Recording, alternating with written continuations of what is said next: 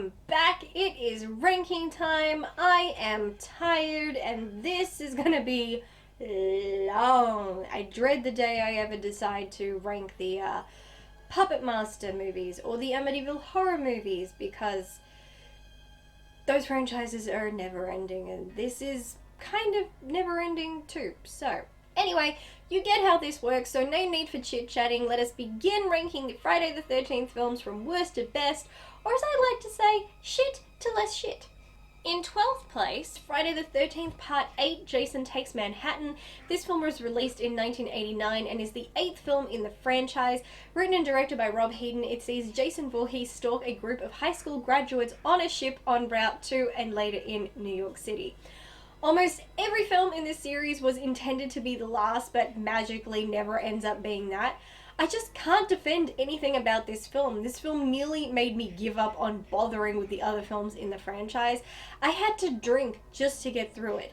It is filled to the brim with errors and problems in staggering numbers, so many I don't have time to list them all. It doesn't even make sense to name this film Jason Takes Manhattan when the first hour and 30 minutes of the film all take place on a freaking boat. I just have nothing nice to say about this film. In 11th place is Friday the 13th Part 3, also known as Friday the 13th Part 3 3D. Released in 1982, was directed by Steve Miner and written by Martin Kitrosa, Carol Watson and Petra Popescu. It's the third installment in the Friday the 13th franchise and is set immediately after the events of the second film. The plot follows a teenage girl and her friends at a house on Crystal Lake where a wounded Jason Voorhees has taken refuge. I seriously have no idea what the writers and directors were thinking. I think they, like some of the characters, were extremely stoned when they came up with this story. There is just so much wrong with this movie. In this film, Jason's MO has changed. He's actually not killing anyone associated with Crystal Lake, as the events of this film take place in a spot called Higgins Haven. This was the film that established his signature hockey mask, but we never see him find it and choose it. He just has a sack one minute and a hockey mask the next. Unlike how in Halloween we see Michael choose and put on his mask for the first time. This film is set within hours of part 2, but he's gone from head of hair, scrawny and lanky to bald and super buff. There are revelations that don't link up with the previous films and scenes designed to emulate the first film but just look stupid.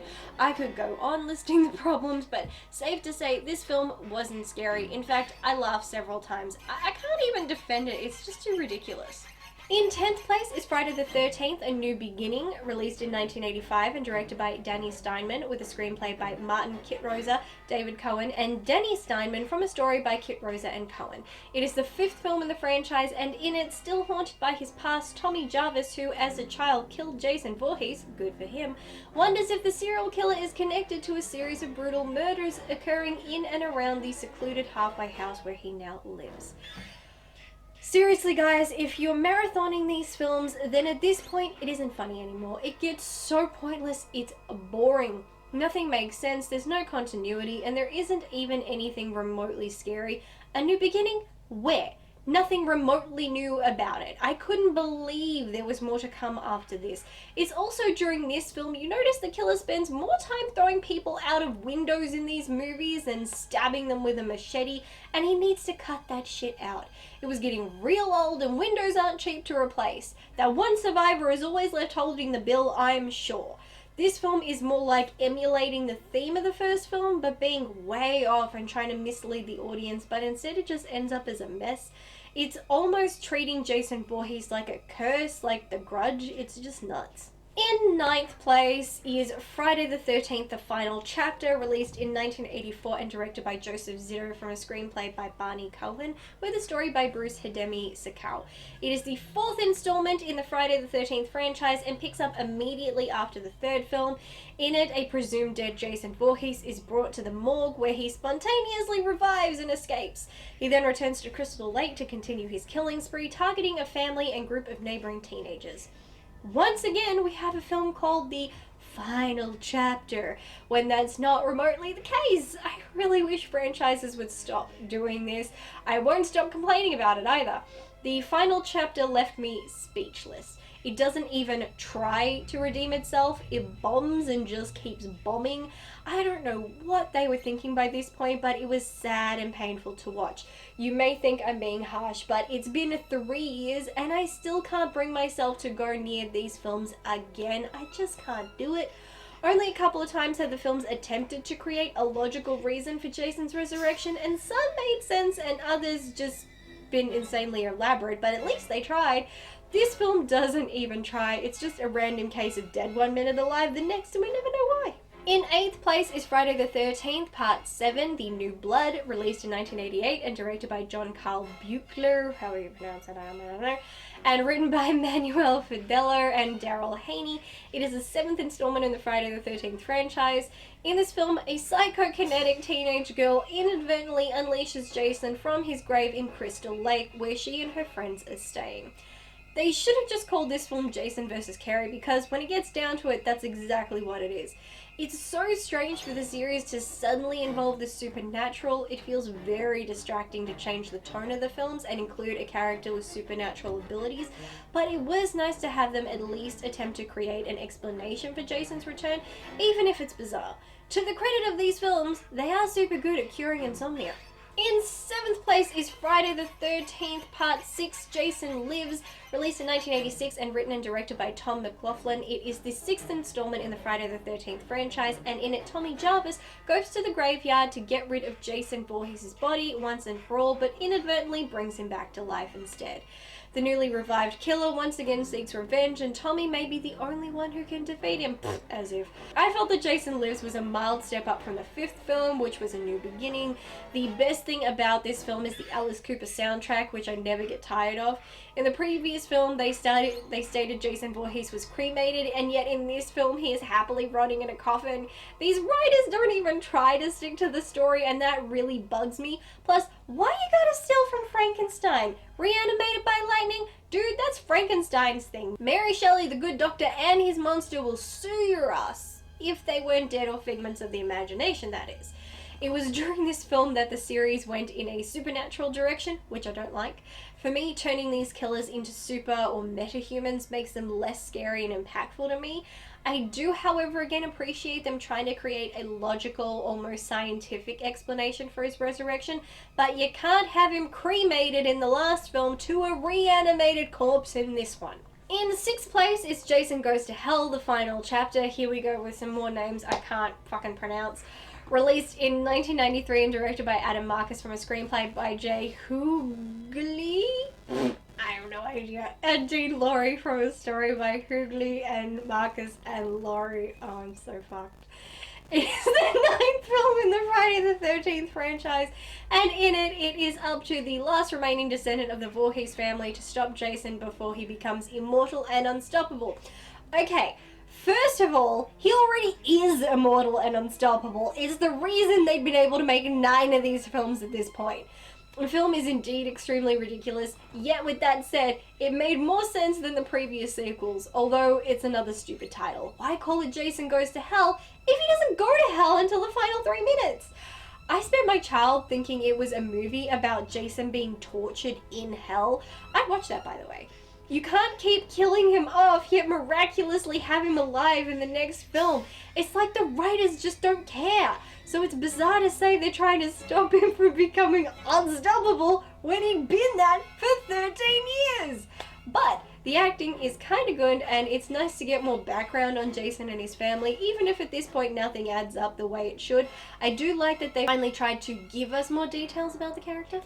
Oh boy, I am losing my mind at this point. I don't know if it's these films or the fact that I'm, killing brain cells with an insane marathon. Could be either, who knows? So in 5th place, because these films never seem to end, is Freddy vs. Jason, released in 2003 and directed by Ronnie Yu and written by Damien Shannon and Mark Swift. This film is the first crossover between A Nightmare on Elm Street and the Friday the 13th franchise. It is the 8th film in the A Nightmare on Elm Street franchise. And it is also the last film in both franchises before they were each rebooted. In it, the folks of Springwood have forgotten all about Freddy. Boo-hoo. And so in an attempt to regain... I am so sorry, I'm going bonkers today. So anyway, in an attempt to regain his freedom and power, he resurrects Jason from the dead and sends him to cause panic and fear. But eventually, the two supernatural killers turn on each other. The film works as a standalone and at times is rather entertaining. Super nuts, but really entertaining, and does follow for the most part a series of logical events. And it's a great way to bring two iconic villains together in one film to watch them duke it out. But as part of the Nightmare on Elm Street and Friday the 13th franchises, it screws up at every turn. For starters, Freddy may have died by fire, but he has proved to not be scared of it and has been immune to it. Jason was never afraid of water. In fact, he several times in his films would swim to the middle of the lake just to kill people. He swam all the way to Manhattan, for God's sake, but hey, why bother to make sense? In fourth place is Friday the 13th, the reboot, released in 2009 and directed by Marcus Nispel with a screenplay by Damien Shannon and Mark Swift from a story by Shannon, Swift and Mark Wheaton. It is the 12th installment in the Friday the 13th franchise and follows Clay Miller as he searches for his missing sister Whitney, who is captured by Jason Voorhees while camping in Woodland at Crystal Lake. The reboot is very hit and miss, but in many ways it improves on what was wrong with the original. The film has more impact and is the only film to depict Jason discovering his trademark hockey mask, which is a great touch. The start of the film gives more humanity to the character than has ever been given to him, and for a brief moment makes you feel sympathetic towards him, which is a first. However, the film embraces every horror cliche and goes above and beyond, and not in a good way. The film is full of naked women, sex, drugs, and more drugs, and none of these things are necessary. Like the original, this film neglects to explain how a 10-year-old Jason drowned and came back from the dead and then rapidly aged 30 years. This film has made Jason a metahuman, and it conflicts with the film also trying to give him more humanity. I could go on, but point is, this film is really a pass-fail situation. Some parts make you appreciate it as a reboot and how it improved on the original, and other parts make you wish you hadn't tried. In third place is the controversial Jason X, released in 2001 and directed by Jim Isaac and written by Todd Farmer. It is the 10th installment in the Friday the 13th franchise, and in it Jason Voorhees returns with a new look, a new machete, and his same murderous attitude as he is awakened on a spaceship in the 25th century.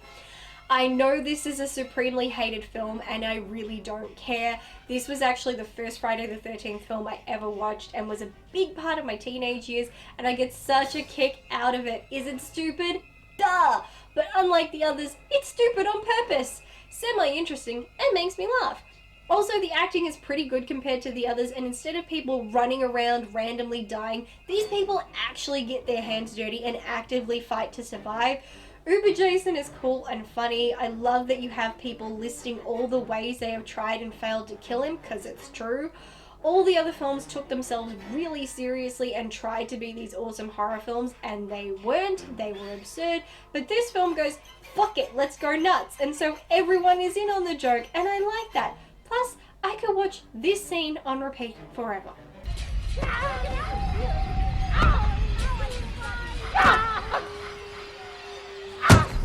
In second place, we're nearly at the finish line, is Friday the 13th Part 2, released in 1981 and directed by Steve Miner in his directorial debut and written by Ron Kurz. It is the second installment in the Friday the 13th franchise, and it picks up 5 years after the first film's conclusion, where a new murder stalks and begins murdering the camp counselors at a nearby training camp in Crystal Lake.